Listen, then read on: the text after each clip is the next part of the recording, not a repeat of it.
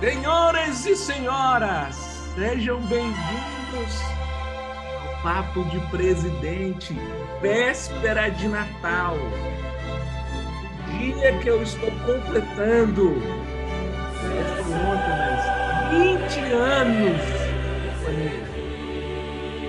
muito entusiasmado. Eu tenho a honra de trazer aqui como meu convidado especial e fazer esse bate-papo especial, meu grande paizão, senhor Emídio, como é dia de clássico,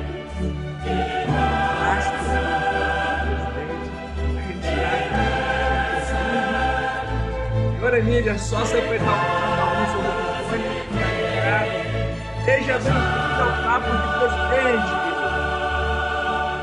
Senhor Emídio, tá me ouvindo? Só abrir o microfone. Vamos lá. É com você, paizão. Seja bem-vindo. Tudo bem contigo por aí? Beleza. Opa! Ao som da Champions League. Você que é ligado no futebol, né? Champions League, pai. É o maior campeonato de futebol que existe do mundo, onde joga as grandes estrelas. Então, por isso que sempre a gente começa aqui, passando a Champions League, porque é dia de clássico, é dia de bate-papo, só de pessoas que já fizeram grande diferença no nosso negócio. E para mim é uma honra ter aqui no dia de hoje. Estou chegando nos 40 anos de idade, o tempo está passando e você está comigo desde quando eu não tinha 40, né? Desde quando eu estava dentro de você. Seja bem-vindo, paizão. É um prazer estar com você, esse bate-papo com a turma aqui. Tá pronto para a gente bater esse papo? Opa, vamos lá. Bom dia a todos, obrigado pelo convite. Estamos juntos. Ah, que maravilha, pai. Hoje o meu Zoom resolveu dar uma travada, rapaz. Que incrível, vai estar tudo certo. Oh, agora tá show. Vamos Tá lá. bonitão, jovem aí, como sempre, pronto para a gente fazer esse bate-papo. Então, primeiramente, galera, parabéns a todos que estão aqui participando, né? A gente está na reta final de ano, muitas pessoas já estão paradas, né, de férias, né? Já estão aí viajando pelo Brasil.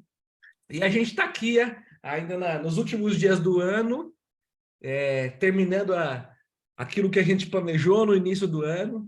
E eu quero começar aqui ouvindo um pouco da história do nosso convidado especial, embora eu já conheça algumas histórias bem interessantes e engraçadas, muitos de vocês não conhecem. Então eu queria voltar lá no passado, aonde foi o começo da história, da trajetória do senhor Emídio aí na vida, o primeiro emprego ou o primeiro trabalho. Emídio, conta pra gente aqui como que sua vida começou, suas primeiras lições. Vamos lá.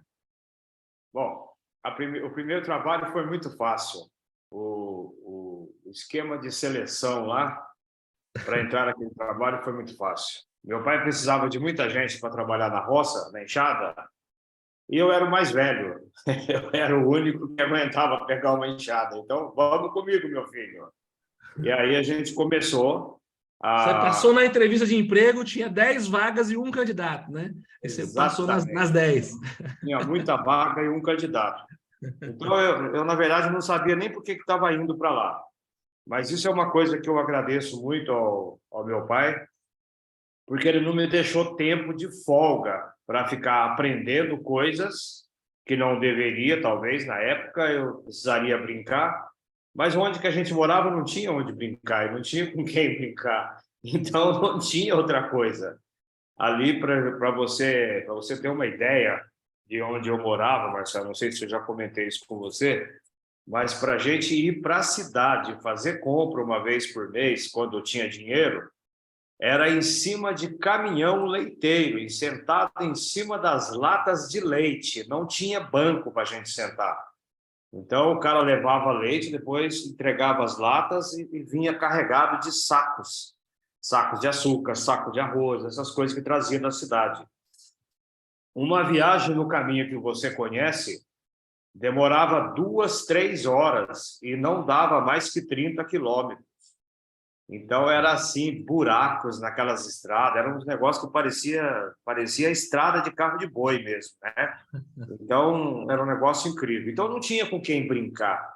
Eu tinha que ir para a roça fazer aquilo. Quantos anos você Mas, tinha, pai? pode falar. Quantos anos que você tinha? Quando eu comecei a ir para a roça com meu pai, 9 anos, 8 anos, por aí. Uau. Então, hoje eu estou com 68 anos, já tenho 60 anos de trabalho. Que legal, né, cara? Legal, show de bola. E aí, assim, quais foram as primeiras lições que a roça trouxe para você, pai?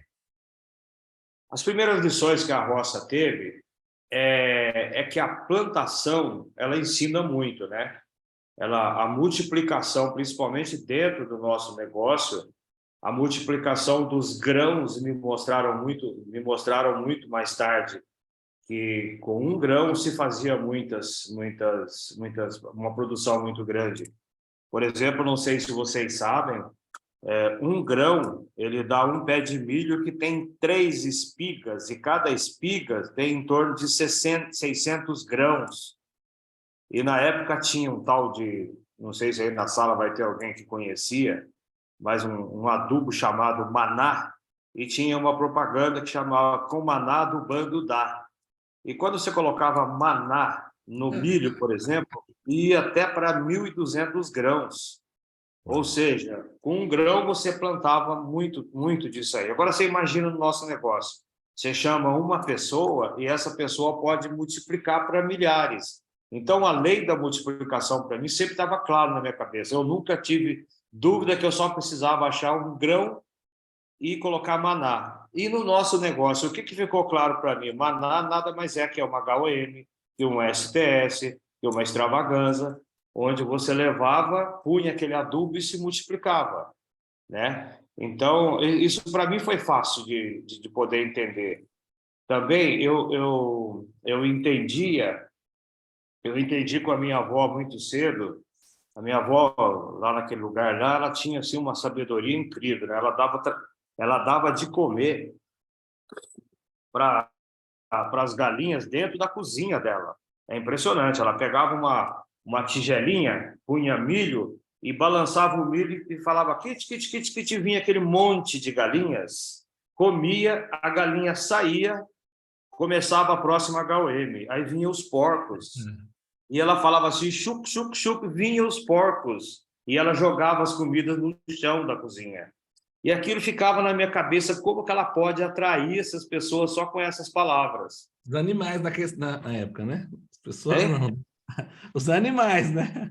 Exatamente. Então, por isso, para mim era muito simples. Quando eu comecei o negócio da Herbalife, eu via essa lei da multiplicação.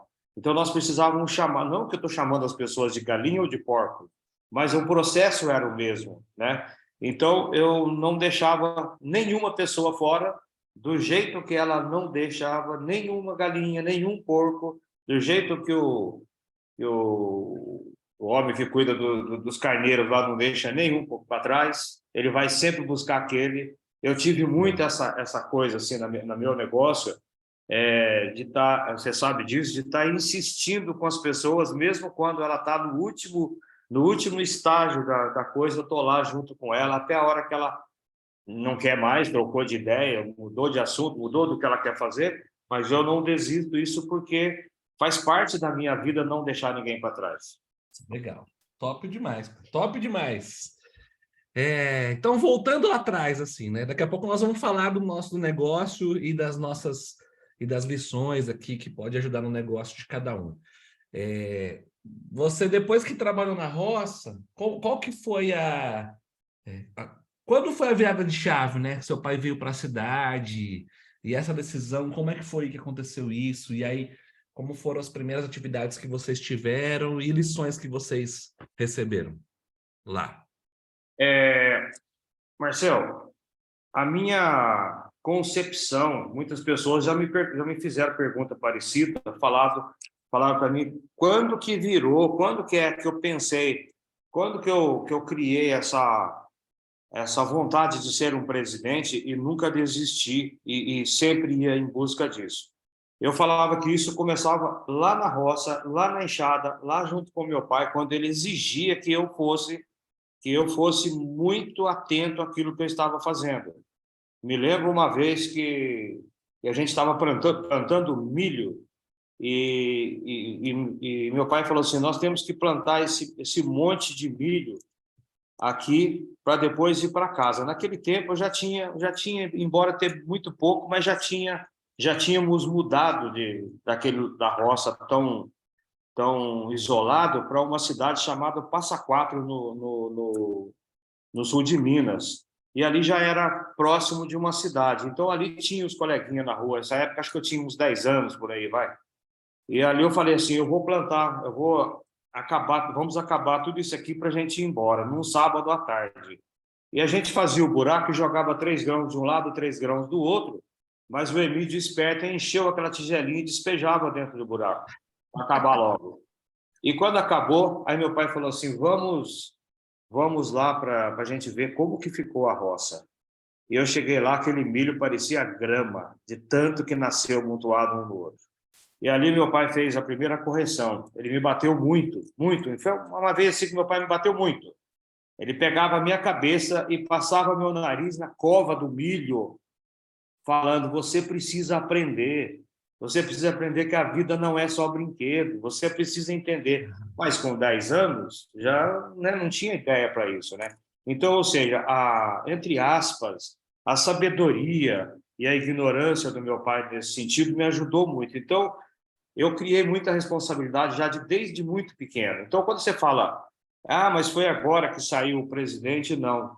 Foi lá, foi quando nós mudamos para a cidade, nessa época foi a última roça que nós plantamos, e que a gente foi trabalhar de serviços gerais, que nós fomos ser pedreiro, fomos ser pintor. Então, tudo isso, pedreiro, servente de pedreiro, tudo na construção civil, isso me deu uma base de construir um negócio, construir uma coisa, né? Então, dentro da construção civil, por exemplo, eu graças a Deus, posso falar para você que eu sei fazer tudo de uma casa, desde a estrutura, desde começar até entregar pronta. Isso é uma coisa então, eu virei um construtor da coisa, que foi um aprendizado de começar uma coisa do início e entregar até o fim. Então, a virada da chave, na verdade, foi a construção da vida. E eu fico, às vezes, triste até de não poder ter dado isso para vocês, para você, para o Rafael, apesar de que você conseguiu fazer uma coisa superior à minha de uma outra maneira. Mas tudo na vida é um aprendizado, é uma somatória de coisa. E para mim foi da dificuldade até chegar à facilidade, vamos dizer assim, né? Demais. Eu agradeço demais eu não ter precisado trabalhar lá de servente pedreiro, nada contra, para você fazer as lições para mim, né? Você me deu as lições aí dentro de casa. Eu lembro quando eu era pequeno que eu não plantava milho, mas eu tinha que lavar a louça e eu tinha que limpar a cozinha. Eu lembro uma vez que eu limpei a cozinha e joguei o lixo tudo debaixo do tapete. E aí você chegou e vocês viram que eu tinha jogado lá. Você não tem noção quanto meu pai me deu de costa também. Então tá tudo certo. O pai, e aí assim... Te peço perdão por isso, mas você vê como que a coisa vem já no sangue da gente, né? Não, o fazer errado, você tem que apanhar. Né? É um negócio louco, mas infelizmente é o que eu tinha para aquela época. Tá tudo certo. E aí eu lembro que você conta as histórias, pai, que vocês foram tentar empreender, né? Então, assim, você trabalhava na construção civil e o vô tentou fazer algumas coisas, né? Vocês tentaram montar um barbeiro, não foi isso? E aí você foi trabalhar de barbeiro e cabeleireiro. Como é que foi os primeiros tentativas de negócio de vocês aí? Na verdade, eu nunca gostei de trabalhar, né? De trabalhar não, de ir para a escola. Apesar de, quando a gente mudou para a cidade, já tinha a possibilidade de estudar, eu nunca gostei de escola. Então, você vê que mesmo aqui em casa, a gente lia muito livro de autoajuda, tanto eu, quanto vocês acabaram aprendendo a fazer isso, mas eu nunca fui uma pessoa de exigir de vocês fazerem uma faculdade. Você percebeu isso? Porque Percebi. através dos livros eu tinha descoberto que não era a faculdade que ia me jogar lá para frente. Isso era uma coisa que tinha na minha cabeça. Mas eu não pregava isso, mas eu sabia que não era isso aí que ia ser a solução para a coisa. E então eu lembro que quando eu falei para o meu pai assim agora, meu pai falou assim, eu falei para ele que eu queria ir para a escola, que eu tinha saído e não queria voltar mais. Quando eu falei que queria voltar, aí ele falou, sua chance já passou e você agora vai ter que estudar e vai ter que entrar lá no colégio Major Pereira, que lá é de graça. Eu não tenho dinheiro para pagar. Meu pai tinha, na época ele tinha, nós somos filhos de 21 gravidez da minha esposa, da minha mãe, que nasceram 15, que morreram 7, que ficaram 8 vivos, depois morreu mais um, acabaram ficando 7 vivos. Mas naquela época, o meu pai falava assim: agora você vai ter que estudar numa escola estadual e eu não tenho dinheiro para te pagar. E naquela escola era muito difícil para entrar. E ele falou assim: você já esteve na roça, você já esteve na escola, no grupinho, ele falou, e você esteve trabalhando comigo de servente de pedreiro. Agora você escolhe o que você quer. E naquela época eu acabei escolhendo ficar com ele de servente e não quis ir para a escola. Até Caramba. que no ano seguinte eu resolvi começar a estudar e fui participar dessa seleção nessa escola, que foi quando eu conheci sua mãe. Que Naquela legal. seleção, ela estava subindo a escada, olhando para trás, e eu lá de baixo olhando para ela. Foi ali que eu conheci. Olha que estranho. Então estava marcado já a nossa carta, né? Isso Quantos lá em anos vocês tinham, pai? 1969. Olha só isso, cara. 69. Então, Foi há 53 anos atrás? exatamente. Uau. Louco, né? Então, naquele momento, eu fui para a escola e comecei a trabalhar com ele de dia. Ele não abriu mão disso de servente pedreiro. Só que não era fácil. Eu ia para a escola e dormia à noite, né? Cochilava. Aí ele falou assim: olha, para te ajudar, vai aprender a cortar cabelo nas suas férias, que eu vou ajudar você a comprar um salão. Então eu fiquei, durante as minhas férias escolar, à noite, cortando o cabelo da molecada. Eu juntava a molecada no bairro e levava para cortar cabelo. Aprendi no mês de julho e no mês de agosto eu já montei o meu salão de barbeiro. Precisava só de uma cadeira, né? Três escovas, dois pentes, duas tesouras. E naquela época tinha um barbeiro perto de casa, chamava o seu Geraldo. Ele falava: vai lá com o senhor Gerardo, aprende com ele, que aí você vai trabalhar num trabalho mais macio. Ele falava para mim, né? Olha E com só. isso a gente montou, eu acabei ficando ali. Depois eu parei com isso para ir para o Exército. Então, esse fundo empreendedor que você falou, principalmente da minha parte, não era. Eu acho que o empreendedorismo era mais do meu pai, que teve aquela visão de sair da roça, vir para a cidade, para nos dar uma vida melhor, e ali ele começou a colocar a gente para fazer os trabalhos, né? Tanto eu quanto os pequenininhos lá de casa, né? Top, top demais, pai. É, fazendo um comentário dessa parte do cabelo aqui, gente. Aí meu pai aprendeu isso. Que ano foi, pai? Você aprendeu isso em 1970, né? Sei lá. Nossa, agora, hein? Eu tinha 16 anos. 70, exatamente 70. É, é, 70 e pouco, vai, 54. 70. Pronto. Aí, passou 20 anos depois, meu pai resolveu cortar o cabelo nosso, né? Meu e do Rafael. Só que ele não fez nenhum curso de atualização. Aí você imagina como que era a gente. Aí eu só lembro que meu pai cortava nosso cabelo. E aí eu ficava sempre bem diferente da molecadinha, assim, porque eu não ficava com os cortes modernos, eu ficava desesperado. E aí foi mais fácil deixar crescer, né, pai? Estilo chitãozinho, porque aí não tem como errar, né? Exatamente.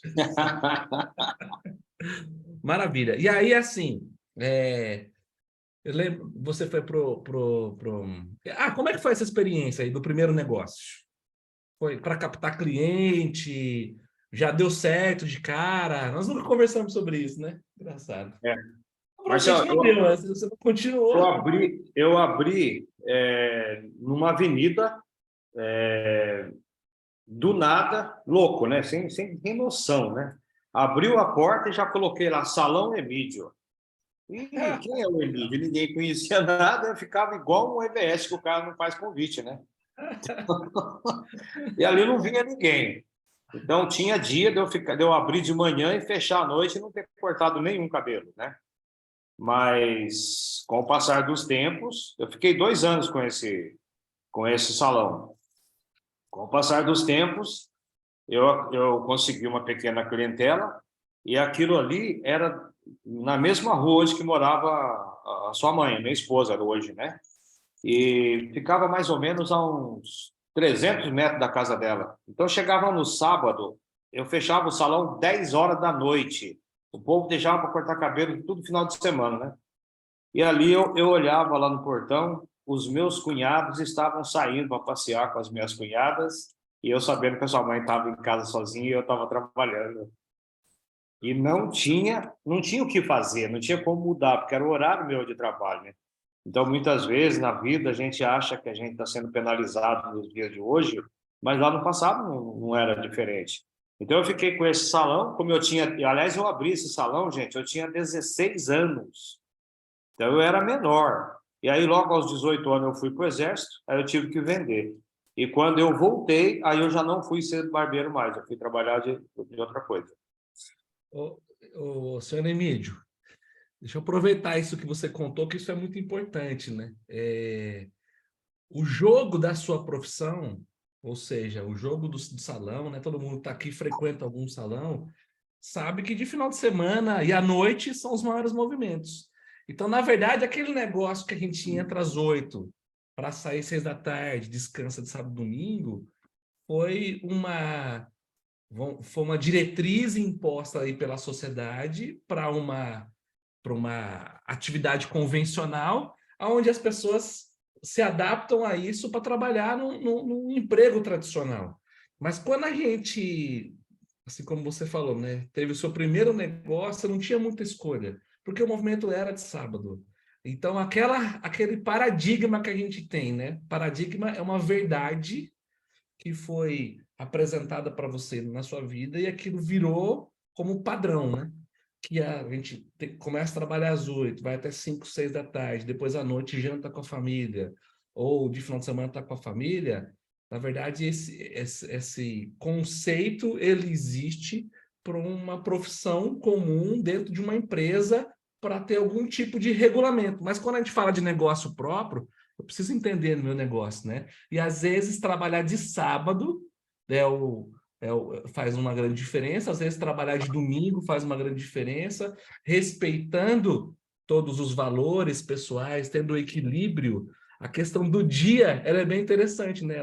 Que está programado na nossa mente, está programado pelo mundo. Mas, às vezes, você trabalhar de sábado e domingo e descansar de segunda a sexta é melhor do que trabalhar de segunda a sexta e descansar de sábado e domingo, né? Então, é interessante isso. E você pode aprender isso. E essa é uma grande lição que eu aprendi de você, pai, que não existe essa questão de descansar antes da obrigação. Desde moleque a gente foi assim. Sempre você trouxe isso pra gente. Então, para mim, da mesma forma que você via os cunhados ali, né? Quantas vezes eu não vi meus amigos indo para balada e para fazer as coisas e a gente estava trabalhando. A gente estava fazendo as coisas que precisavam fazer para virar a mesa, né? Eu posso dizer que você, para mim, é meu maior ídolo, pai, meu maior herói. Por tudo que Obrigado. você, da onde você veio, para o que você construiu e o que você conseguiu ensinar para gente com a com a sua história da sua vida, né? Com essa sua vontade de vencer, eu sou muito feliz demais, sou muito grato. Vamos comemorar mais Você e mais tocou, sempre. você tocou num assunto muito, muito interessante, né? Você já imaginou se o cara não quer trabalhar domingo e ele escolhe ser pastor ou ser padre? Pronto, vai virar em crise a vida inteira. E eu, na questão na nossa religião de católicos, a gente tem as missas de domingo, né? E domingo é sagrado para um católico, tem que ir à missa, etc, etc, etc. Então, eu cresci nessa crença. Até eu sofria muito com isso. Mesmo trabalhando na Herbalife, tendo que ir para um STS, às vezes, atrapalhando o horário de missa, indo na missa no sábado, porque domingo eu tinha STS, alguma coisa assim, eu tinha uma certa culpa comigo. Até que um dia eu escutei uma senhora, olha que coisa, não foi nem eu que perguntei, falando pro bispo, Dom, esqueci o nome dele aqui de Jundiaí, lá na igreja de Jerusalém, falando que ela estava muito preocupada porque ela trabalhava num shopping e ela não conseguia ir na missa de domingo, né? Então ela sofria muito com isso. Aí ele pegou e falou assim: minha querida, se Jesus Cristo passasse num shopping, será que ele ia pegar o nome de todos os funcionários para mandar para o inferno depois? Boa, né? Aquilo me deu um estalo assim, eu falei, caramba, Uma olha paz só, no coração. deu uma paz no coração. Então, Bacana. a verdade é essa. A gente tem uma música do Chitãozinho Chororó que você cantava muito, que o artista vai onde o povo está. Lembra É disso? verdade. Então, na verdade, é assim. Onde é que está o nosso público? Ele está na contramão. É isso que as pessoas precisam entender, né? No Uhum. nosso negócio, ele é na contramão. As pessoas trabalham nos trabalhos tradicionais durante o dia, às noites elas estão em casa. E por que Verdade, que a gente fazia muita coisa à noite? Porque era a hora que o povo estava em casa. Por que que a gente verdade, fazia esses eventos no domingo? Porque era quando a gente podia chamar as pessoas que estavam verdade. trabalhando no tradicional. Bom demais. É isso aí. Perfeito, pai. Seu Nemide, então você entrou no quartel e começou o serviço militar. Me conta aí quais foram as lições que você aprendeu no quartel. Marcelo, no quartel foi um negócio muito bacana, porque era uma coisa onde eu era muito jovem ainda, eu estava saindo, todo mundo que vai para o quartel ainda é muito jovem, 18 anos, entre aspas, não aprendeu nada da vida, está naquele momento de acumular informações, e ali foi onde o filho chora, a mãe não vê, né? Porque a gente é tratado como um adulto, que a gente não é obrigado, a gente faz as coisas por obrigação. Para você ter uma ideia, não sei se eu cheguei a comentar com você, uma vez eu fui preso no exército, eu fui para cadeia, porque eu fui na feira comprar um tomate para minha mãe e naquele dia eu não tinha feito barba, eu estava de folga. E a PE, a Polícia do Exército, me passa um algodão no rosto. Você vê que eu estou todos os dias barbeado. Isso é lá de trás, não adianta. Me passa um algodão e se o algodão enroscasse, levava para cadeia. Olha só, não tem o que falar. Os caras No dia puseram. de folga, né? Não é nem no dia de serviço, né? Não, de folga. Os caras puseram a bicicleta lá no carro Camburãozinho. dele, no camburão dele lá. Fui eu de bicicleta e tudo. E aí, lá, a minha família, as pessoas queriam procurar o tenente que estava de folga, que era o tenente do dia, para assinar a minha soltura da cadeia. E eu saí da cadeia aquele dia, era 10h30 da noite. E vou Caraca. falar mais o que aconteceu. Não é que eu era. Tomatinho, hein? Hein? Que tomatinho, cara, hein? Então, olha que coisa interessante. Então, ali a gente aprendeu realmente que as coisas têm que ser feitas do jeito que ela tem que ser feita, né? Tipo, você subir naqueles caminhões e o cara colocar você lá nos acampamentos com aquelas tigelas de alumínio com sopa quente, o cara fala para você, pode comer agora, e depois liga o caminhão e sai para aquelas estradas, aqueles buracos, e você não come nada porque derrama tudo. Então, atravessar rio numa corda e balançar a corda e você cair dentro d'água, e eu não sabia nadar. Então, quer dizer, ali ou você faz ou você faz. E nessa época eu já tive uma competição muito bacana, porque tinha uma vaga para ser cabo do Exército, e eu caí logo na qualificação, que chamava QM, qualificação militar, de mecânico. Eu fui estudar mecânica de automóvel. Só que eu não sabia dirigir, nunca tive um carro, nada. E ali foi para mim um grande sucesso, porque eu fui o primeiro lugar da turma e só tinha uma vaga. Eu não sei quantos, todos os soldados se candidataram para aquela vaga. E eu passei, terminei a metade do meu tempo lá no Exército como cabo do Exército. E aí é Ó. pior, porque aí você é obrigado, você não sabe o que você é e você tem que cobrar dos outros o que você não sabe o que eles têm que ser. Então é uma confusão mental danada. Então, para mim o exército foi uma coisa assim espetacular na minha vida. Me ajudou muito na minha formação. Saindo de lá, eu não voltei mais para minha barbearia, né? Aí eu fiz um concurso de escola pública e fui trabalhar de datilógrafo. Aí eu fui ser datilógrafo na Escola Federal de Engenharia, funcionário público. E é ali que eu pude fazer a minha escola técnica à noite. Quando eu vim para São Paulo para trabalhar como técnico, eu trabalhava de dia na escola como datilógrafo. E na datilografia foi um negócio interessante. 150 candidatos, 10 vagas, e eu passei em 11º lugar. Aí houve uma desistência e eu entrei. Ó. Incrível, Que né? demais. Pai, primeiro assim, né, essa questão do exército, quantas pessoas que... Hoje o nosso time tem bastante militares, inclusive tem vários conectados aqui, né? Tô vendo aqui o Rodrigo Borges, o Rodrigo que era militar, o Everton, que era militar, deixa eu ver quem mais, o Christian, que era militar, a Vanessa, que é militar, tá aqui o Leonardo, já Oh, foi militar uau. também, olha só quantos aqui. Tô vendo aqui, deixa eu ver quem mais. Eu acho que foi essa turma toda aqui. Mas que legal. E, e eu acredito que, imagina para controlar, né, e para educar uma nação. Se não for dessa forma,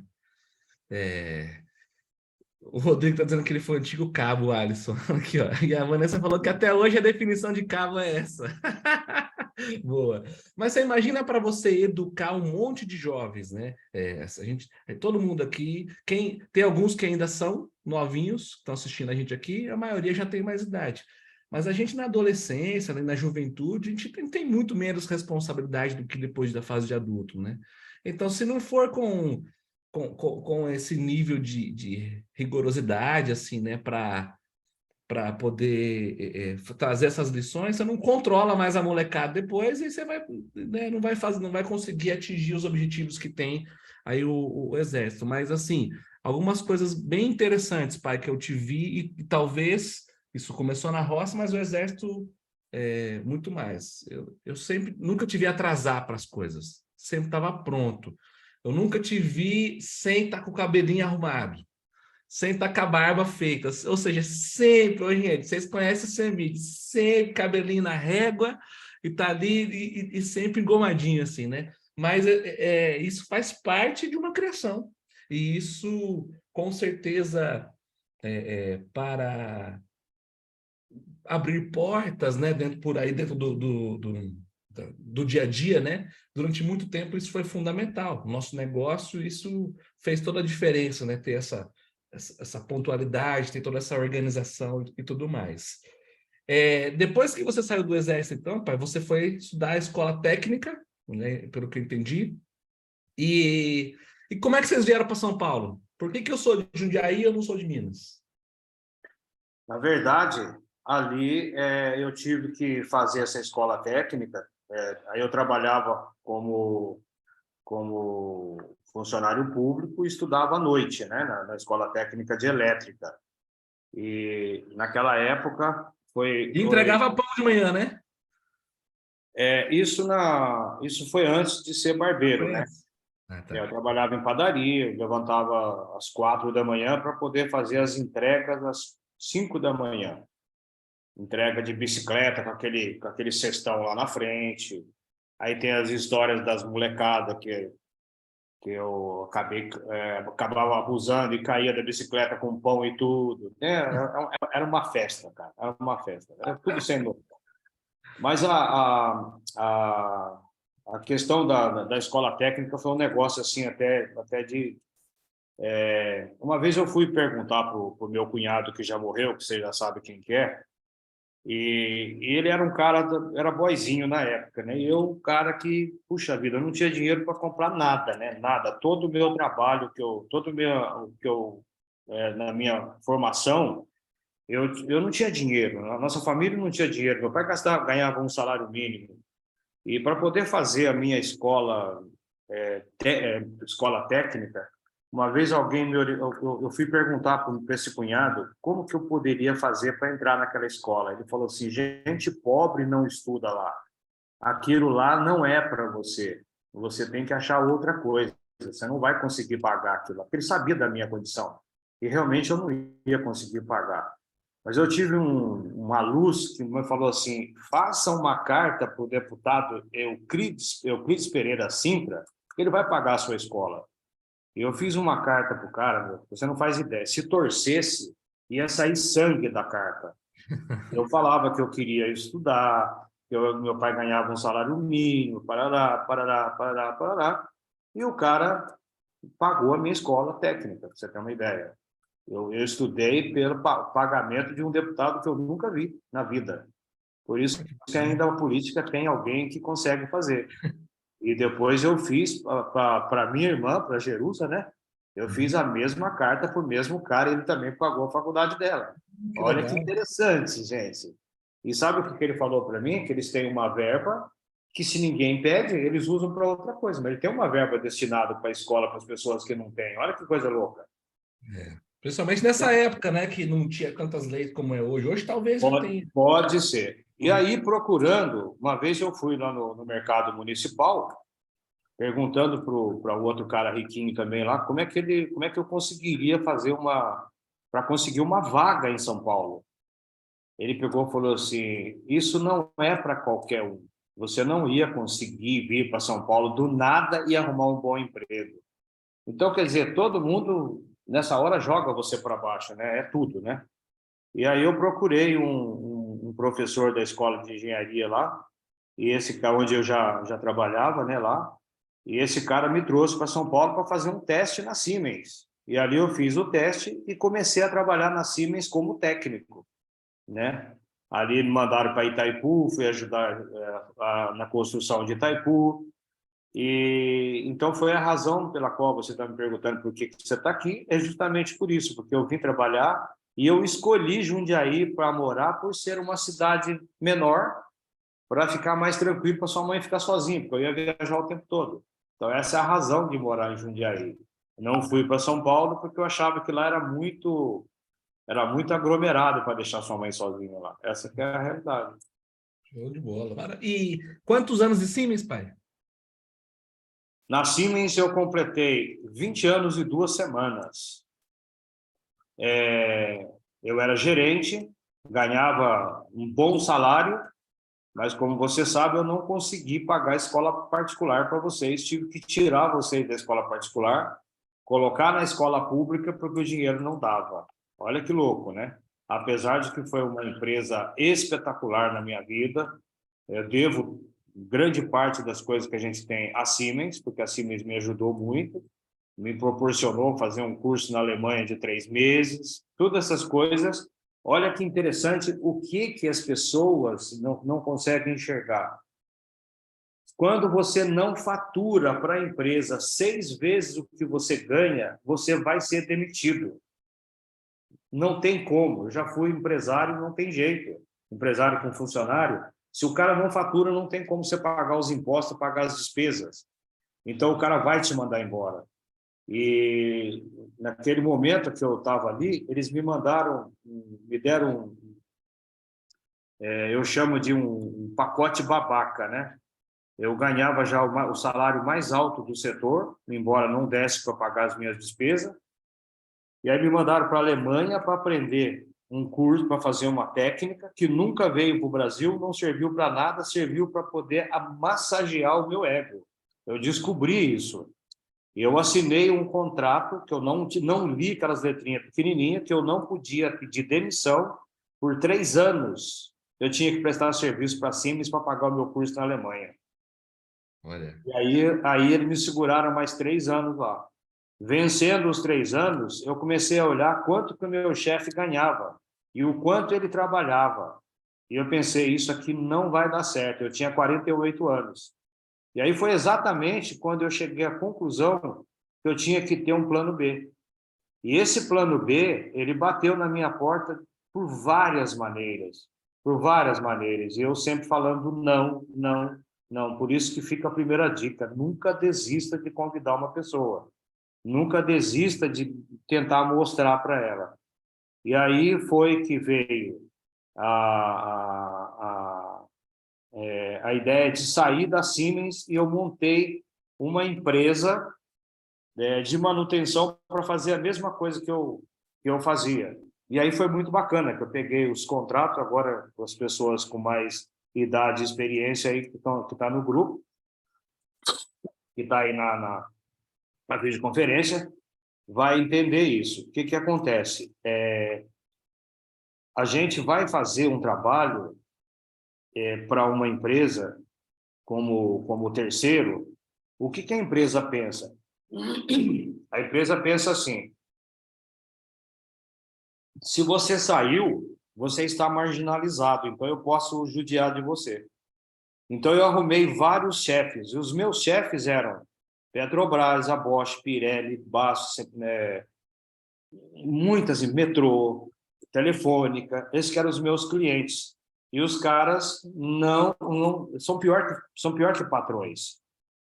Eu ganhava um bom dinheiro, mas o custo operacional das coisas começa a crescer e você não consegue passar aumento para eles. Porque eles falam assim: você já aprendeu a fazer, você tem que dar ganho de produtividade em desconto para nós. Aí eu vi que não era isso também. E eu comecei a ver os meus amigos que trabalhavam com marketing multinível, que eles tinham condições melhores. Mas eu tinha medo, porque era uma coisa que eu não conhecia.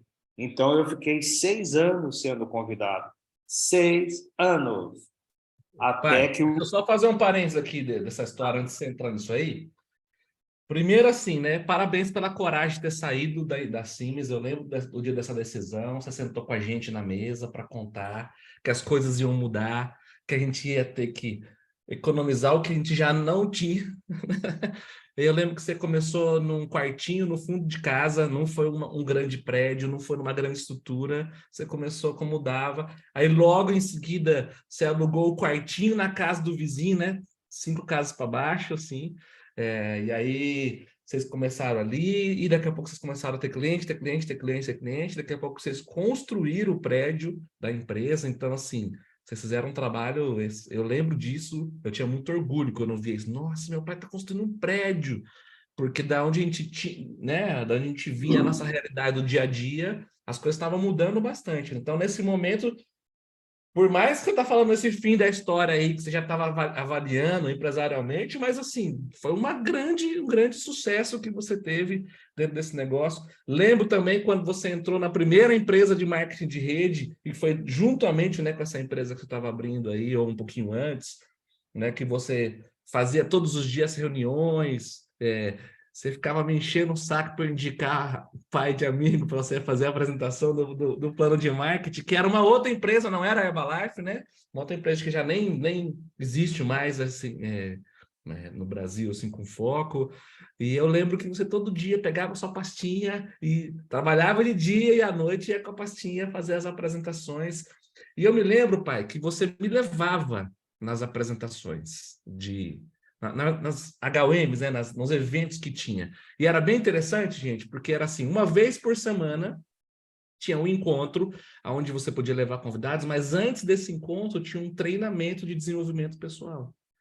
E eu lembro com meus, talvez 9 anos de idade, 10 anos de idade, não vou saber falar exatamente quantos anos era, que eu sentava lá atrás e eu ficava observando. Eu sempre fui muito curioso, desde moleque.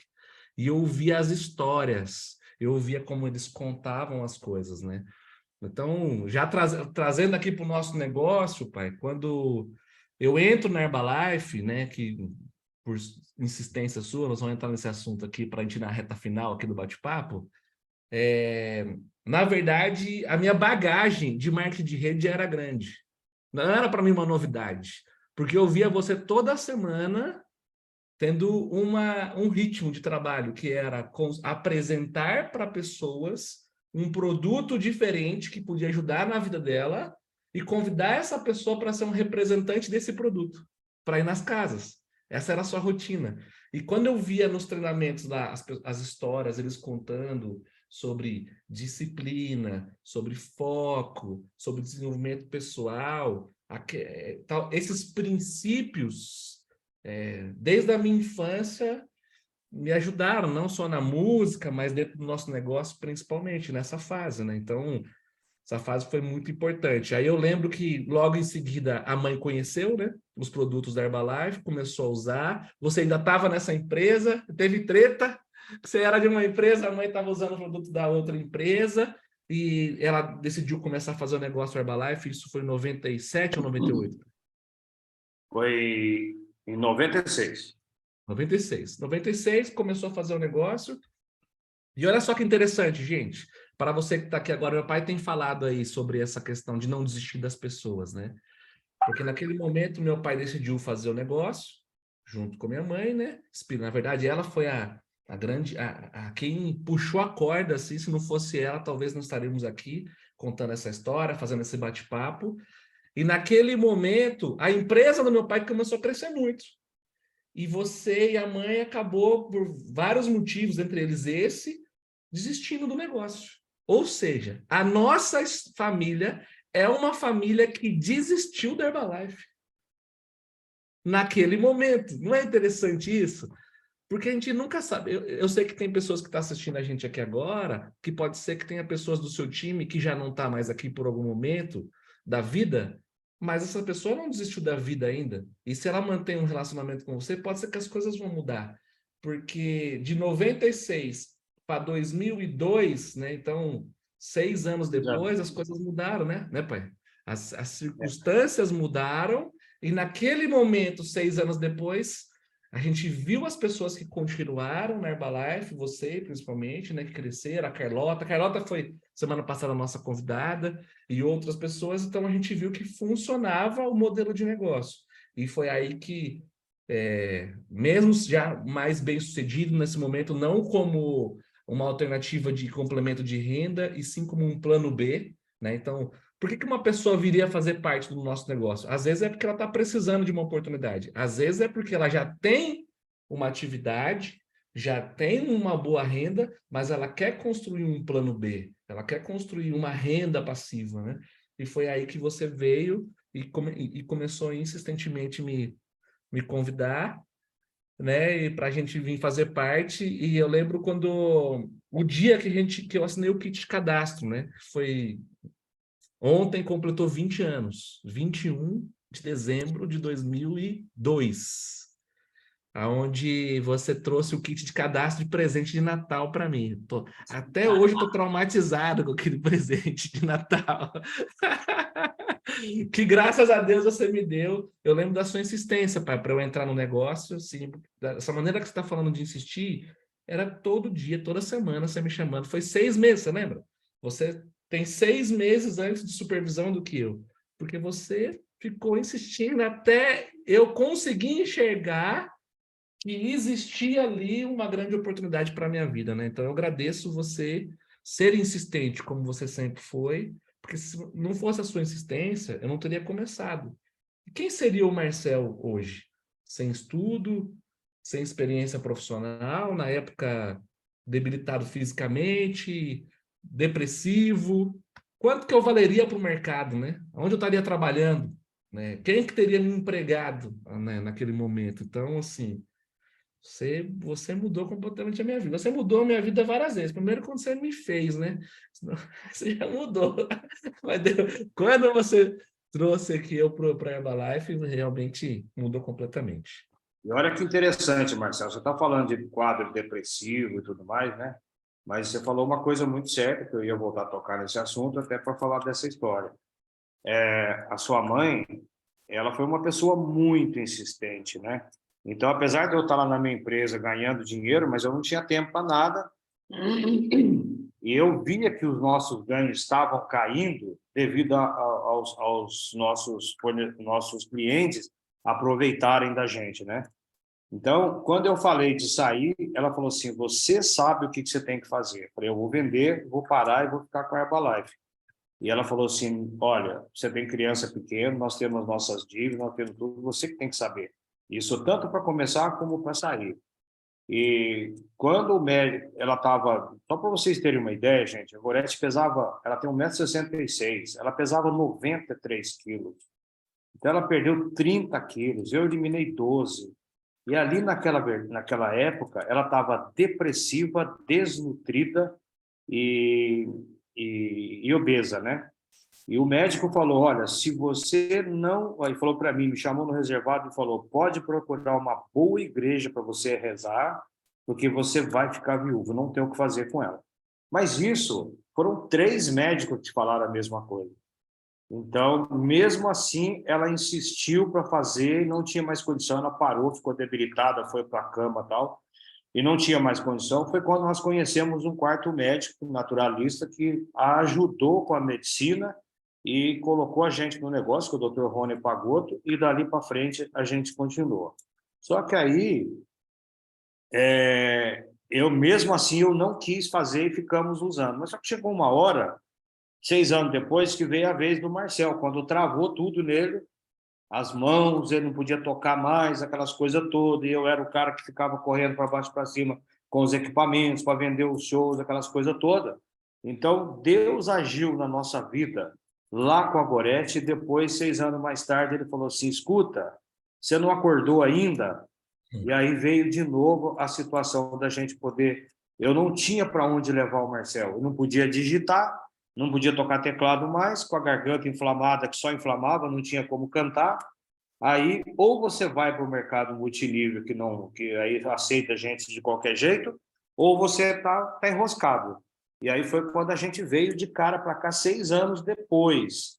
Então, o Marcel falou uma coisa muito importante. As condições mudam, as situações mudam, e a gente pode lembrar, e hoje é muito fácil, a gente, por exemplo, vocês não podem não ter uma história pesada como essa, uma história forte como essa, mas você pode contar, o Jim Rohn fala muito, empreste a história dos outros, conta a história dos outros, você não sabe o dia de amanhã, né?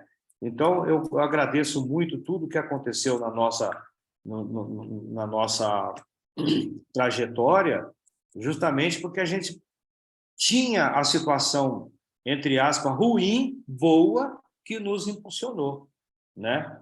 Então, isso foi muito bacana para nós. Perfeito, perfeito. Emílio, estamos na reta final aqui, dos últimos minutos. Eu queria entrar para a gente falar aqui para a turma o que a gente fez no início da nossa trajetória que fez a gente vencer no multinível, né? Em família. Porque, na verdade, assim, trazendo um pouco para o mundo de hoje, a Herbalife ela foi se adaptando ao mundo atual.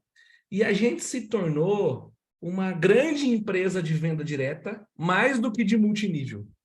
Então, ou seja, se a gente avaliar hoje a rotina de quem trabalha dentro da Herbalife, normalmente 90% do tempo trabalhando, atendendo clientes nessa parte da venda do produto e pouco ou pouquíssimo tempo fazendo o marketing de rede. E quando a gente fala de construir uma renda passiva, a gente fala de multinível, a gente fala em você empregar a energia para construir a renda passiva também, porque senão a renda passiva ela não acontece de repente, né? Meus clientes não vão todos falar, nossa, descobri que a Herbalife tem uma oportunidade e eu posso ser de um multinível, não é normal isso acontecer. Então, eu lembro de algumas coisas que a gente fez e que foram importantes e talvez a gente está no momento mais propício. Porque quando eu cheguei no negócio, né, quando fez aquele kit de cadastro emocionante, que era tudo que eu queria de Natal, dentro do kit tinha um CDzinho chamado Mentalidade, que eram os CDzinhos do Jim Rohn e do Salazar, que é 5 CDs de desenvolvimento pessoal. Da mesma maneira que hoje tem uma live que você entra e assiste. Nossa, tem várias pessoas que têm canais bem legais, né? Hoje tem muitos autores bem interessantes. Naquela época só tinha isso, né? Era um CDzinho que você tinha que ter aí, uma fita cassete, para você poder acompanhar. E eu lembro que eu passei aquele final de ano e começo de ano ressignificando a minha mente. Essa foi a minha primeira fase da Herbalife. Você falou assim, ó, ouve isso aqui. Você me deu um CD de nutrição e você me deu 5 CDs de desenvolvimento pessoal. Então, meu final de ano e começo de férias ali, naquela época, eu tinha 19 anos de idade, foi para eu refletir meus conceitos sobre a vida, meus conceitos sobre o mundo dos negócios, meu conceito sobre o trabalho. Porque às vezes eu começo no negócio, eu estou no momento que eu tenho as minhas verdades, e se isso tiver distorcido, vai ser impossível dar certo o negócio. Então, assim foi o nosso começo. Aí eu lembro que depois disso, a gente foi para um evento, né, da Herbalife, um STS. E esse STS, para mim, mudou a minha atmosfera. Impressionante, né? Nós somos seres humanos, né? Nós não somos robôs. Era muito fácil a gente pudesse programar, mas não é. A gente tem que se contagiar. E para você que está aqui na região de São Paulo, nós vamos ter agora, estou vendo aqui o Gabriel e a Bruna, talvez não dá para vir, que está um pouquinho longe, né? Mas vai ter aqui em São Paulo agora uma imersão dos focados, vai ser dia 8 de janeiro, se não me falha a memória. Vai ser 8 horas sobre desenvolvimento pessoal voltada para o nosso negócio de multinível. Vai ser demais. Então, assim, nós vamos começar o ano já do jeito. Eu estou ansioso para estar lá, porque eu gosto muito. Quando eu vou num evento desse, eu ouço novas histórias, eu ouço novas pessoas, eu me contagio, né? Porque o exemplo, ele contagia a gente, faz com que a gente comece. E eu lembro que eu saí daquele STS, daquele treinamento a primeira vez, contagiado, para começar a fazer o trabalho. E aí comecei o trabalho junto com você. Lembro que eu não tinha foco naquela época, então assim, eu recebia alguns nãos, eu me chateava, né? Na verdade, a minha diferença de hoje, a Lê até brinca que eu tenho coração de lata. Ela fala, você tem coração de lata. Eu falei, não, não é que eu tenho coração de lata, eu fui treinado pelo Emílio. Então, assim, porque eu, na época, eu recebia um não, aí eu passava o dia chateado, chorando, né, assim, né, porque eu recebi um não, ou uma pessoa que falou que ia no evento não foi, ou a pessoa falou que ia comprar, não comprou, que ia se cadastrar, e na verdade a nossa resiliência, ela vai aumentando, aumentando, hoje a nossa chateação dura 3 segundos, a pessoa falou não, você respira, você fala assim, ainda não, bora pro próximo. E aí a gente vai e fala com a próxima pessoa. Então é muito fácil para a gente lidar no dia a dia em fazer avaliação. Se eu fizer 10 avaliações e ninguém comprar nada, para mim é como se não tivesse acontecido nada. Mas no começo não era assim. Se eu fizesse 10 avaliações, era 10 dias de luto. As pessoas não compravam.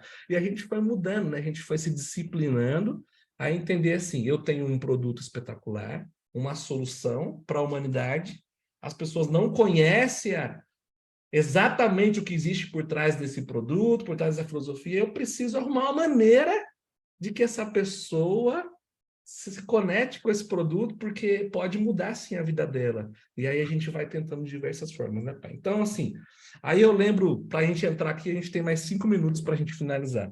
Eu lembro que a gente saiu de um primeiro workshop, a gente se qualificou para supervisor, que é quando tudo começa, né, o negócio, e a gente saiu do primeiro workshop com um foco de ser ativo. Eu lembro até hoje, né? Você, na verdade, já tinha entendido isso, que você já tinha feito parte de uma época. Então, não existia a opção de não vender 2.500 pontos. Olha que interessante, gente. Nós estamos falando agora em 2003, há quase 20 anos atrás, onde um shake custava R$ 80, o salário mínimo era R$ 180, ou seja, um shake aí é praticamente um pote R$ 400, e a gente fazia 2.500 pontos cada um de nós dois. Não tinha opção. Mas, quando começava dia 1, era assim, ó, o que eu vou ter que fazer para vender pelo menos 2.500 pontos? Mas por que 2.500 pontos, gente? Porque é o jogo da empresa. O jogo da empresa, ele começa para quem quer construir um grande negócio, ele começa quando a gente vira a chavinha e assume um compromisso de aconteça o que aconteça, eu vou trabalhar o suficiente e criar estratégias para vender 2.500 pontos. Depois que eu faço isso, eu começo a encontrar novas pessoas e ensino as pessoas a fazer isso. Isso é o nosso negócio. Resumo da história, né? Então eu lembro, pai, que você foi e deu um jeito, né? E o que era dar esse jeito? A gente não tinha box. Para todos, no box hoje, todo dia entra gente que quer ter resultado, perder peso e tudo mais. A gente não tinha EVS, no EVS todo dia entra gente que quer ter resultado ou se alimentar de forma mais saudável. A gente não tinha um digital onde eu podia criar ali uma persona ali e atrair alguém que vai perguntar para mim. Não, a gente tinha o quê? Tinha uma sola de sapato. A gente tinha que arrumar um lugar para a gente ir. E eu lembro que você trabalhava o dia inteiro na empresa e à noite você tinha sua reunião. Você ia para um lado, eu ia para o outro. E eu fazia o quê? Na reunião, na casa de alguém, ou numa empresa, ou em algum lugar que a gente vai apresentar para um monte de pessoas as soluções que a gente tinha. Você lembra disso, pai? Que a gente, todas as noites, a gente tinha reunião? Todas as noites. Já estava programado o calendário semanal, né? Porque não tinha outro jeito, né? Ou a gente fazia ou fazia. Hoje você pode até, como você falou, digitalmente, você pode falar com um monte de gente e marcar várias reuniões. Mas naquela época não adianta, era na casa, não existia outro jeito, né? Então, até para nós, essa questão do digital acaba sendo, às vezes, até dificultoso por isso, porque a máquina nossa foi feita ao contrário, né? Eu só Uhum. queria voltar uma coisinha antes, Marcelo. Você falou do Salazar, né, dos 5 CDs lá, né? Eu lembro que eu ia na Santa Ifigênia, comprava várias bobinas de 100 CDs, eu gravava para Verdade. cada pessoa que eu cadastrava, ou que Verdade. eu achava que ia entrar no negócio, eu dava os 5 CDs. E, gente, pasmem, o mundo é muito, como é que eu podia falar? Ele é muito, ele não tem tanto conhecimento de desenvolvimento pessoal, embora a internet está cheia, a gente conversa com as pessoas ficam assim, nossa, olha que legal. Então elas ficam emocionadas. E o que o Emílio faz hoje? Os 5 CDs ainda eu dou até hoje. O meu último supervisor do mês passado, ele me deu eu não dou CD mais, agora dou arquivo, né? Eu dou o link. Agora, Mas o último supervisor, ele me deu um depoimento que ele vai para São Paulo ouvindo esses CDs, é a coisa mais maravilhosa, porque ele já ouviu 3 vezes os 5 CDs. Eu falei assim, para poder 20 ficar. anos depois, o CD ainda é moderno. Porque a As pessoa informações. ele não tem aquele conhecimento básico que precisa ter que ensina lá. Eu Verdade. convido a todos que estão aqui a analisar essa relação para você poder entender isso, né? E olha que interessante, quando ele falou isso para mim, eu fiquei pensando, nossa, um negócio tão comum no meio nosso que a gente até para de dar isso para as pessoas, achando que as pessoas já sabem. E na Sim, verdade ele é o nosso início de fazer as coisas, né? perfeito. E isso aí eu fico muito emocionado porque a gente tem a ferramenta na mão que pode ajudar as pessoas. Se ela vai dar continuidade ou não, aí já é um problema dela. Mas para a nossa pescaria é a nossa minhoca. A gente precisa dar o alimento para esse peixe. Se ele vai pegar ou não, é problema dele. Mas pelo menos você dorme com a cabeça tranquila. Eu dei todas as informações.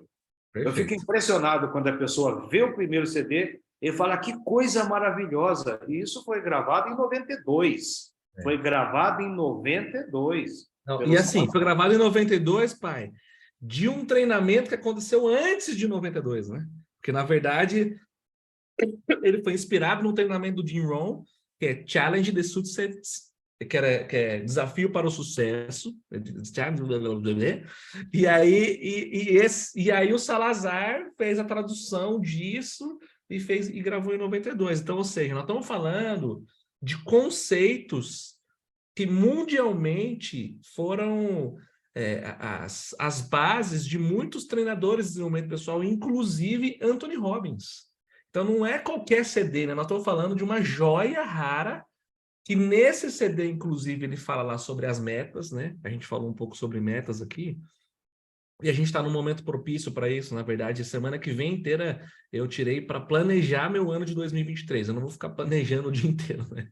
Mas assim, para cada departamento dentro do negócio, redesenhar, ver o que deu certo e não deu esse ano. Tem até uma dinâmica bem legal, pai, chama Win-Loss, né? Hoje é uma estratégia de gestão, ou seja, o que você acertou, o que você errou. E a análise SWOT, né? para entender de tudo que você tem ali que você está fazendo, como é que você pode redesenhar. Então, existe um momento propício. E no CD, né, tem uma frase do Jim Rohn que é muito boa, que eu gosto. A razão máxima para estabelecer as suas metas é tornar a pessoa certa para atingi-las.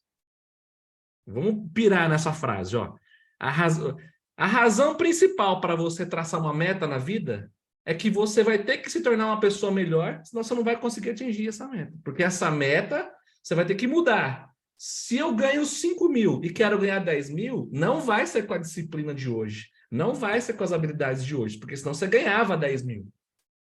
Não é interessante? O que disciplinas, o que habilidades eu ainda não domino, eu posso saber, mas eu ainda não domino, que faz com que eu não tenha esse valor para o mercado de 10 mil.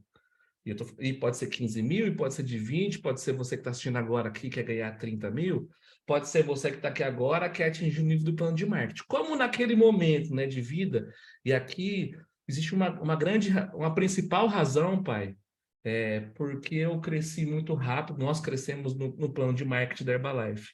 Graças a Deus, naquele momento, e você, o seu trabalho, né? Não faltava dinheiro para a gente. E eu morava com você, eu não tinha muita conta para pagar. Então, meu jogo não era uma meta financeira. Meu jogo era o resultado do plano de marketing. Então, pensa você agora, que está nos assistindo. O ano 2023 vai começar. Você sabe a sua realidade. Pode ser que você tenha dívida, pode ser que você está empatando, pode ser que está sobrando um pouco, mas você gasta errado. Cada um tem a sua realidade. Então, a primeira coisa, você vai rever sua renda mensal, seus gastos mensais. E depois, isso é o padrão de hoje, tá? Depois você vai ver como que eu faço para crescer no plano de marketing. Fica mais com uma consequência do que um foco. Vocês entendem isso? A gente era o nosso foco, era assim, ó, o que tem que fazer para ser equipe mundial? Era só isso. Eu lembro, a gente tinha que fazer 4 meses de 2.500 pontos. Aliás, a gente tem algumas pessoas que estão aqui com a gente, estão em qualificação à equipe mundial. Parabéns aos que estão em qualificação de equipe mundial. Então, assim, chegamos à equipe mundial, né, naquele primeiro ano, isso foi no ano de 2003 que aconteceu. Quando terminou o ano, era assim, ó, o que eu tenho que fazer para ser GET? Quantos supervisores tem um GET? Quanto que essa equipe tem que produzir? Ah, mas e para eu conseguir fazer um supervisor? E aí começou o nosso trabalho. Gente, presta atenção no que eu vou falar agora. Nosso trabalho de 2004, ele não começou a gente trabalhando, vamos ver no que vai dar. Não, a gente sabia quantos supervisores a gente precisava terminar o ano. Aí a gente começou a fazer um calendário. A gente fez calendário de eventos. Você lembra, pai, como equipe mundial a gente organizava jantares de negócio? Ontem veio uma publicação aqui de um jantar de negócio de 15 anos atrás. Então, por quê? A gente fazia um jantar. O que era o jantar de negócio? Nada mais é que você que tem aí um EVS, você que tem um box, você pode fazer um evento. Hoje, existem outras maneiras de se fazer isso, mas nada mais é do que convidar pessoas. Naquela época, a gente convidava amigos ou clientes para apresentar os projetos de oportunidade de negócio. E chamava para um jantar porque era muito atrativo. Eu vi que o Gabriel e a Bruna estavam num jantar ontem, né, em Portugal, né? E é bem interessante que o mundo, né, já passou 20 anos depois e os portugueses, a gente zoa os portugueses, mas eles seguem fazendo aquilo que dá certo.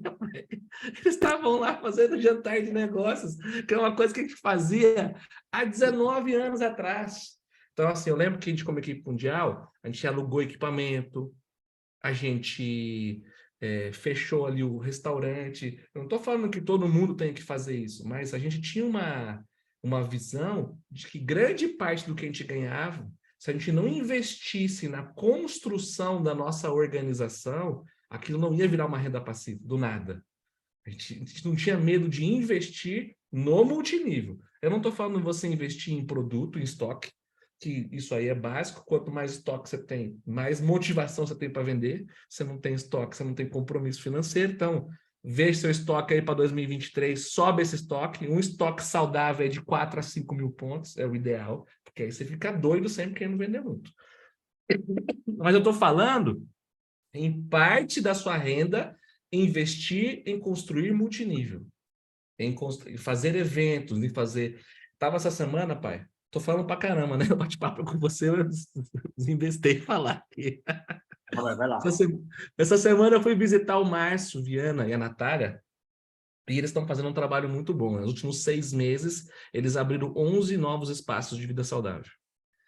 Então, assim, ou seja, eles estão fazendo o trabalho de multinível. E aí eu perguntei como que ele está fazendo. Olha só o que ele faz. Uma vez por mês, e aqui está uma grande dica para todo mundo que está assistindo a gente agora. Ele organiza um evento de empreendedores no espaço dele, onde todo mundo que é cliente pode vir e contar do que faz. Então, é como se fosse um encontro de empreendedores, um evento breve ali de 2 horinhas, aonde é convidado todo mundo ali que toma nutrição. Agora eles começaram a convidar as pessoas do prédio, que ele tem um espaço, e as pessoas de outras regiões, e só pode vir empresários, ou quem tem negócio próprio, ou quem faz algum tipo de prestação de serviço para contar sobre o seu trabalho. E cada mês é uma turma que conta, não paga nada para participar. Isso tem BNI, tem vários movimentos que fazem isso. E esse movimento é gratuito. É justamente para que os empreendedores possam vir para dentro ali, os próprios alunos, as pessoas, elas possam falar. E com isso, ele começou a fazer no espaço dele e agora ele duplicou e está fazendo nos espaços da organização. Eles estão conseguindo se conectar a todos os empreendedores, porque no final desse evento eles contam assim, gente, pode ser que não seja para vocês, mas é que a nossa empresa também está em expansão, a gente está procurando pequenos empresários que queiram diversificar seus negócios, montar lojas como essa, ou assim, assim, assim. No final ele fala desse evento e aí ele convida pessoas para poder vir para o STS e leva as pessoas para o STS. Mas olha que sacada. Estou vendo aqui uma turma que está nos assistindo aqui, tem bastante gente de tempo de negócio. Que oportunidade a gente tem de começar a organizar isso para 2023? Como regra, uma vez por mês tem um encontro desse, né? Então, mas por que fazer esse encontro? Porque eu tenho uma meta. Quantos supervisores eu preciso ter para ser GET? Então, hoje, em média, para virar GET, precisa ter de 15 a 20 supervisores. Então, se você tem aqui de 15 a 20 supervisores, você já pode pensar em ser GET, é só eles terem um plano de trabalho. Se você não tem de 15 a 20 supervisores, vamos embora. Sua primeira etapa é construir 15 a 20 supervisores. Ah, quero virar milionário. Eu preciso ter de 70 a 90 supervisores em 3 níveis. Então, mas não vai ser o mês que vem. Se você começar uma força de construção e aí começar a fazer aí de 6 por mês, 5 por mês no próximo ano, daqui 90 dias você começa a fazer 5, 6, você termina o ano como GET, como milionário. E foi assim que a gente fez. Primeiro ano equipe mundial, segundo ano GET. E aí eu lembro que pós-qualificação de GET, na qualificação de milionário, pai, você fazendo jantar de negócios num lugar e eu fazendo em outro. Você com 3 festas shakes num sábado, de um lado, e eu 3 para o outro lado, assim. E a gente tendo muito evento. Por quê? Porque nós tínhamos uma meta. Nós tínhamos uma meta de recrutamento. E eu vejo que hoje as pessoas que estão fazendo parte do negócio não têm uma meta de recrutamento. Elas têm uma meta de vendas e elas têm uma meta de sobrevivência. E se a gente colocar essa pitadinha, além das metas de venda, uma meta de recrutamento, uma meta de expansão, vocês podem construir um negócio que vocês nunca imaginaram. E não existe momento melhor. Daqui 2 dias é Natal, daqui uma semana é final de ano, é hora de agradecer a Deus pela nossa vida, por tudo que aconteceu esse ano, mas é hora de pedir para o Papai do Céu te dar sabedoria, mas montar seu plano de ação para o próximo ano. E aí planejar a construção do próximo PIN, né, pai? Que foi o que a gente fez junto. Exatamente. Agora, Marcelo, olha que interessante. Só deixa eu roubar mais 2 minutinhos só aí. Olha que interessante. Um amigo da Bahia, ele estava com uma situação assim, naquele momento, com o pessoal dele em baixa, desanimado e tal, e eu fui ser convidado especial lá, e ele falou, me ajuda a levantar esse povo. E a gente fez uma reunião com os tabuladores, com os supervisores, equipes mundiais e tal, e eu falei exatamente isso que você falou, que o Márcio Viana está fazendo. E ali eu arranquei um compromisso do pessoal da gente, no próximo mês, fazer um negócio onde ele reunisse as pessoas para fazer esse tipo de trazer os comerciantes para fazer o depoimento dele ali. Cada comerciante trazia 10 clientes, etc, etc. Sabe quantas pessoas ele colocou no próximo evento? 350 pessoas. Uau. Tá? Porque ele trazia, cada comerciante trazia 10 para fazer o seu merchandising. Ou seja, isso que você falou é muito forte. Se a pessoa... O Jim Rohn fala, como vendedor você vai ficar rico, mas como desenvolvedor de equipe você vai ficar milionário, né? E agora eu quero só mais um minuto para fazer o seguinte. Como vendedor, você pode ter uma boa vida e ter um bom pagar suas contas, E mas você você não pode vai. até ficar rico, tá? Porque rico ganhando 10 mil de venda aí é um rico, porque salário mínimo é 1.000 e pouco, É, né? verdade. Mas agora, para você ganhar 50, 100 e tal, não adianta que você não vai conseguir só com venda. Uhum. E aí, só para terminar, você comentou que você vai fazer o seu plano de meta semana que vem. Olha que interessante, uma dica do Jim Rohn aí, muito bacana. Quantas pessoas escutou a gente falar isso ou vai escutar na gravação e vai falar assim, mas eu nunca fui para a roça, eu não tenho essa dificuldade, eu não fiquei doente igual o Marcel, eu não era cantor, eu não sei o quê. Então a gente começa a colocar coisa na nossa cabeça e nós temos duas pessoas dentro de nós, um que concorda e outro que discorda. Ele fala assim, acho que eu vou fazer isso. Não, vai dar errado porque vai fazer isso. Então você fica brigando com você mesmo, né? Então, toda empresa que se preza, ela faz reuniões até mais de uma vez por semana ou no mínimo uma vez por semana com seus funcionários. Então, veja bem, a gente precisa fazer uma reunião com a gente. E essa reunião com a gente, eu falo isso porque eu sou fruto disso, tá? É ir para o espelho e conversar com você. Meu amigo, te agradeço muito, muito, muito pelo que você me ajudou a ser até hoje, mas agora nós temos que passar para a próxima etapa. Amanhã, 10 para as 8, a gente começa o nosso trabalho. E aí, no final do dia, nós vamos ter que falar com 10 pessoas. E quando fechar o dia, você volta para o espelho conversando com você, porque você consegue mentir para o seu patrocinador, para sua esposa, para o seu pai, para o seu superior, vamos dizer assim. Mas você não consegue mentir para os seus olhos. E é duro quando você olha ali e o negócio fica feio. Então, eu empregava muito isso nos meus treinamentos. E uma vez um supervisor, eu liguei à tarde, como é que foi sua reunião de hoje de manhã? Ele falou assim, cara, foi uma tragédia, sabe por quê? Porque eu olhei para minha cara e veio na cabeça todas as vezes que eu menti para você. E aí eu meti a boca, seu safado, sem vergonha, preguiçoso, vai para a rua trabalhar, e ele acabou matando o dia dele. Porque o nosso subconsciente, ele não sabe que é nós que estamos falando. Ele sabe que ele está combinando com alguém. Mas se você falar que ninguém quer saber que se você é safado, sem vergonha, preguiçoso e tal, então você mesmo derruba você. Então, essa reunião no espelho é muito importante. Para sua família achar que você está ficando louco, fala baixinho, né? Fecha a porta do banheiro e faz essa reunião. E para concluir o plano de meta, fazer essa meta que o Marcel vai fazer é muito importante, também a dica do Jim Rohn. Fazer essa meta sua, fazer a meta da sua esposa num local onde não tenha ninguém passando, no meio de um mato, se for preferência, no jardim, onde só tenha pássaro, para realmente você buscar lá no subconsciente, lá no fundo. Aí, depois que você traçou essa meta, a esposa faz a mesma coisa. Aí os dois sentam juntos para um conhecer a meta do outro. Senão fica assim, mas você queria, eu queria diferente. Se você sozinho já briga com você, imagina de dois, são 4 para brigar. Boa. Isso é muito importante, é uma época espetacular para se fazer Propícia, isso. né? Né? Uma época Propícia. propícia. E aí a meta é aquela coisa, o que nós queremos para o ano que vem? E aí trabalhar forte nisso. Vai ser fácil? Lógico que não. Claro que não. Se fosse fácil, todo mundo fazia e não precisava nem esperar o final do ano, né? Boa, boa. É isso aí. Pessoal, assim, hoje avançamos um pouco, mas foi um bate-papo aqui bem importante. Para finalizar, essa questão das metas, ela parece uma coisa assim simples de fazer, mas acredita numa coisa, a chance é grande de você procrastinar. Sabe por quê? Porque nós somos seres humanos. Existe um negócio que chama-se mente. A mente, ela está aqui para nos proteger. Ela pensa assim, o ser humano, ele é preguiçoso. Na verdade, não é que a gente é preguiçoso, é que a mente, ela trabalha para você economizar energia, para sobrevivência. Isso é científico. Então, ela sempre vai falar, não, ela vai te tirar de desafios. Ela vai te convencer e te proteger para você não fazer nada que vai te tirar da zona de conforto.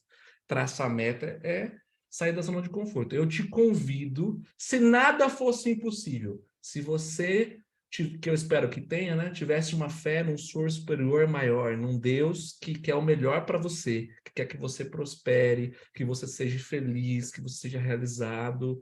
E se a gente fosse olhar todos os departamentos da vida, saúde física, saúde financeira, saúde profissional, saúde familiar e com a sua família, saúde conjugal, a parte de lazer, a parte de fazer trabalhos sociais, saúde espiritual, ou seja, se você olhar para a sua vida como se fosse uma pizza, e que cada pedaço é um departamento, e você pudesse escolher o que você quisesse, nada seria impossível para você. O que você desenharia para a sua vida? E pode ser que você não consiga tudo para 2023, mas uma visão a longo prazo, escreve isso que eu estou falando, uma visão a longo prazo para a gente, traz para a gente um entusiasmo para a gente pagar o preço do curto prazo. Você não vai querer mudar e ter disciplina, ter foco amanhã, se você não tiver um sentido para você. Eu já tenho desenhado meu chairman daqui 3 anos. Tá, é sem negociação. Eu declarei essa semana passada ainda para uma pessoa da minha equipe, eu falei assim, é 2025. Está desenhado. Até o final de 2025 vai ser meu chairman. Por quê? Porque eu sempre funcionei assim. Quando eu parei de colocar as metas, as coisas pararam de acontecer, pai. Você lembra que a gente colocava no início do ano? Eu lembro que a gente estava... Imagina, eu estava fazendo 15 mil de organização, eu falei assim, no final do ano eu vou ser milionário. E a gente começou a trabalhar e virou. Aí a gente estava fazendo 80 mil, eu falei, no final do ano eu vou ser presidente. E a gente fez 200 mil pontos. Né? Então, assim, era muito distante, era uma coisa impossível. E quando eu era equipe mundial, então, que eu falei assim, que eu ia fazer 20, eu não fazia nada. Vocês que estão aqui são equipe mundial. Eu não aceitei mais um ano de não ser Goethe. Então, eu não sei como você vai fazer, mas eu só sei de uma coisa. Se você não fizer isso, você vai continuar com a sua vida no piloto automático. E para o negócio de construção de renda passiva, pode ser que você seja contagiado, e agora eu vou falar a coisa mais complicada aqui do nosso negócio. Pode ser que você seja contagiado negativamente por pessoas ao seu redor que não estão com esse foco de construção, que estão vendo o copo cheio, que estão vendo as pessoas que desistiram, que estão vendo a dificuldade. Mas eu fui lá e vi o Márcio Viana, que abriu 11 espaços agora. Eu vi o Alexandre e a Letícia que já estão com 5 mil pontos esse mês. De venda do box deles. Já venderam 5 mil pontos em produtos fechados dentro do box deles. Então, assim, eu adoro, e essa é a última coisa que eu queria falar para vocês, que é a lei da influência. Eu tenho o privilégio de ter ótimos amigos, alguns estão aqui conectados comigo aqui agora, e pessoas que estão sempre olhando, tá, o que a gente tem que fazer? Como que a gente tem que mudar? E não, tipo assim, eu não aguento ficar muito tempo, se eu até posso reclamar, mas o meu pai me treinou para não dar tempo de reclamar. A gente tem que pensar na solução. Então, eu convido você, número 1, fazer suas metas. Número 2, rever seus amigos. Eu ouvi num treinamento uma vez, é assim, ó, nós temos amigos de anos, nós temos amigos de meses, nós temos amigos de semanas, temos amigos de dias, temos amigos de horas e temos amigos de minutos. Tá tudo certo. Ah, mas eu gosto muito daquela pessoa. Tá bom, mas ela é amigo de minutos. Então, uma vez por ano, você tira alguns minutos e fica com essa pessoa. Por quê? Porque ela é gente boa pra caramba. Mas todas as outras áreas da vida, ela é má influência para você. Ela é má influência na sua vida, na vida pessoal, em outros aspectos, e acaba tirando a gente na direção dos nossos objetivos. Então, assim, quem hoje são as pessoas que mais influenciam nas suas decisões, no seu dia a dia, porque isso vai refletir o seu ano de 2023. Então, eu desejo que vocês possam colocar as metas, que vocês possam rever a lei da influência, ande com pessoas que exijam mais de vocês, ou seja, essas pessoas... E eu não estou falando só profissionalmente, não, né? Às vezes pode ser espiritualmente, às vezes pode ser de outras áreas da vida que podem impactar no seu negócio. Então, ande com pessoas que vai aumentar a sua régua e você vai se tornar um ser humano melhor, logo conquistar resultados melhores aí. E o meu desejo grande é que 2023 seja maravilhoso para vocês, todos dentro daquilo que vocês vão colocar como meta. Eu tenho clara a minha meta, estou animado demais para terminar o ano. Confesso que não estou terminando 2022 como eu gostaria, em termos de resultados, como eu tracei a meta de janeiro. Vou brigar com o Papai do Céu semana que vem, mas vai ser rápida essa briga aí, ele já sabe que está acostumado a me ver brigando. O ano passado, no Réveillon aqui em casa, eu falei que ia ser um ano difícil, ia ser o pior ano, porque eu fui falar isso, né? Papai do Céu ouviu, e foi quase o pior. Mas, assim, em muitos aspectos foi maravilhoso. Quando eu falo que foi pior, porque dentro do plano de marketing, mais um ano eu não consegui crescer, né? E muita gente aqui do time também não conseguiu. Mas teve gente que cresceu. Isso é muito interessante como que é, né, o ponto de vista. Mas eu quero dizer para vocês que aqui desse lado tem dois caras, uma família, né, com o coração aberto a ajudar vocês. Nós já vencemos, nós já construímos, nós já chegamos lá. Talvez fazemos hoje muitas coisas que a gente não precisava mais fazer, né? São 20 anos fazendo isso, gente. Não é um ano, não. Não é um mês. 20 anos fazendo workshops, 20 anos fazendo apresentações de negócio. Não deu nem tempo de eu fazer post ontem, porque eu trabalhei o dia inteiro. Eu vou fazer um post de 20 anos. Vai ficar como o TBT aí. Não vai dar nem dar fazer hoje, vai ser semana que vem o TBT dos 20 anos. Mas porque a gente sabe onde a gente quer chegar. E tudo isso, esse princípio de nunca desistir, eu devo a esse homem que está aqui na minha frente agora, que eu amo de paixão, meu grande herói, meu pai, que me incentiva, me ajuda, que até hoje acredita em mim, que até hoje me liga para puxar a orelha, né, para poder me ajudar aqui, eu não perder o foco. Pai, te amo, e que dia maravilhoso ter esse privilégio de ter você aqui para a gente discutir estratégias e falar sobre a sua vida, sobre a nossa história e poder inspirar essa galera que estava aqui conectada com a gente. Obrigado, viu, pai, por esse dia. Maravilha, eu também agradeço, Marcelo. É recíproco, você é um filhão espetacular. Eu agradeço todos os dias por ter tido 2 filhos maravilhosos na minha vida, cada um com a sua diferença, cada um com o seu jeito de ser, mas todos nos ensinam todos os dias. E fica a dica final aí, é o seguinte: nós vamos entrar agora num processo de muita comilança, muitas bebedeiras, de comemorações e tudo mais, e fazer plano de meta com a barriga cheia, com a cabeça cheia, não funciona. Então, a dica é: o jejum faz parte da limpeza orgânica, do nosso organismo, né? Diz os entendidos que se nós fizermos um jejum legal, para poder esvaziar o nosso organismo, as toxinas estão fora e as coisas positivas da nossa vida vão influenciar na nossa mente. E pode pegar isso como exemplo, que Jesus Cristo fazia muito isso, ele jejuava muito, e quando ele tinha que ele teve a principal missão dele, ele foi para o deserto jejuar 40 dias. Isso significa, ele limpou, ele estava limpo, agora eu sou puro, agora eu consigo ter esse meu controle. Eu não estou falando para não comer e não beber no Natal, aproveitem, comemorem com seus familiares e tal. Mas na semana que vem, se você conseguir, fica o máximo possível sem comer, muito chá, muita água, e aí senta para fazer seu plano de meta. Você está límpido para poder fazer isso. Vai ser espetacular. Faça essa experiência para você ver. Você consegue pensar mais, não vem sono, não vem dúvida, não vem tristeza, não vem nada na sua mente, tá? Beleza? Muito obrigado aí pela paciência de vocês, tenham um ótimo dia, muito obrigado pelo convite, que Deus os proteja, um Feliz Natal espetacular para você e sua família, e que realmente o ano de 23 seja o melhor da vida de vocês, que será quando a gente quer, tá bom, gente? Maravilha, obrigado, paizão. Grande beijo, valeu, galera, por participar. Valeu, Feliz obrigado, Natal para todo mais. mundo. Que Deus abençoe a família de vocês. Tudo de bom. Tchau, tchau. Amém. Obrigado. Tchau, tchau.